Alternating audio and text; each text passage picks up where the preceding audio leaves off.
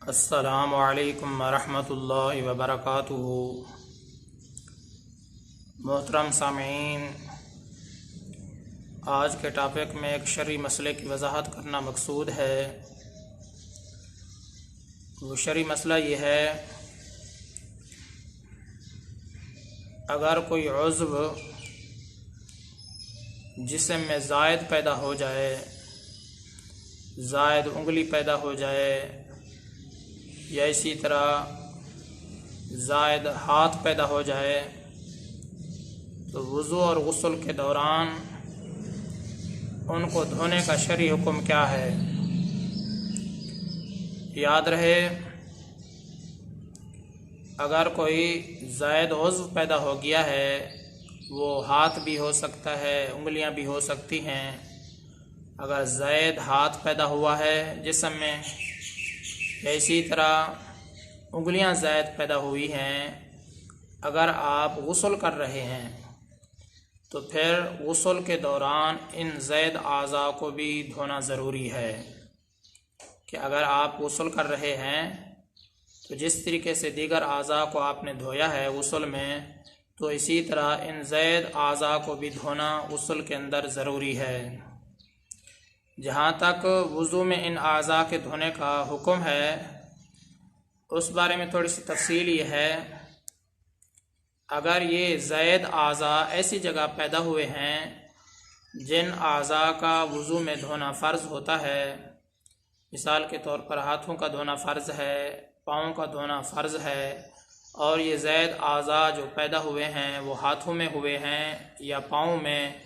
پاؤں کی زائد انگلیاں پیدا ہو گئی ہیں، ہاتھوں کی زائد انگلیاں پیدا ہو گئی ہیں،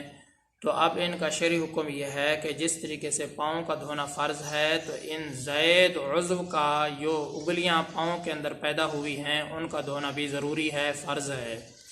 اور اسی طرح جس طریقے سے وضو کے اندر ہاتھوں کا دھونا فرض ہے، ضروری ہے،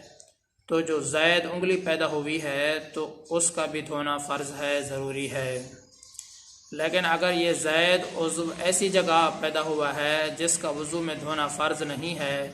مثال کے طور پر کوہنیوں کے اوپر کوئی ہاتھ پیدا ہو گیا ہے، تو پھر وضو کے دوران اس عضو کا دھونا ضروری نہیں ہوگا۔ محترم سامعین، اگر کسی آدمی کا زائد عضو جسم میں پیدا ہو جائے، اگر وہ غسل کر رہا ہے تو جس طریقے سے دیگر اعضاء غسل کے اندر ان کو دھونا ضروری ہوتا ہے، تو اسی طرح جو زائد عضو ہے، چاہے وہ ہاتھ ہو یا انگلیاں ہوں، تو غسل کے دوران ان کا دھونا بھی ضروری ہوگا۔ جہاں تک وضو میں دھونے کا تعلق ہے، اگر وہ زائد عضو ایسی جگہ پیدا ہو جائیں جن اعضاء کا وضو کے اندر دھونا فرض ہوتا ہے، مثال کے طور پر جیسا کہ ہاتھوں کا دھونا فرض ہے، اسی طریقے سے پاؤں کا دھونا فرض ہے،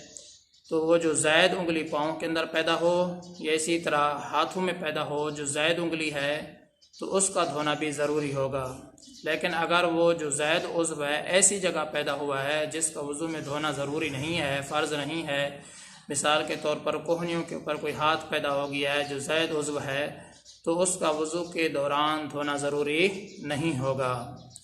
محترم سامعین، امید کرتا ہوں کہ آپ کو یہ مسئلہ صحیح طریقے سے سمجھ میں آ گیا ہوگا۔ میں آپ سب کی دعاؤں کا طلبگار ہوں۔ محمد ثناء اللہ فاروق۔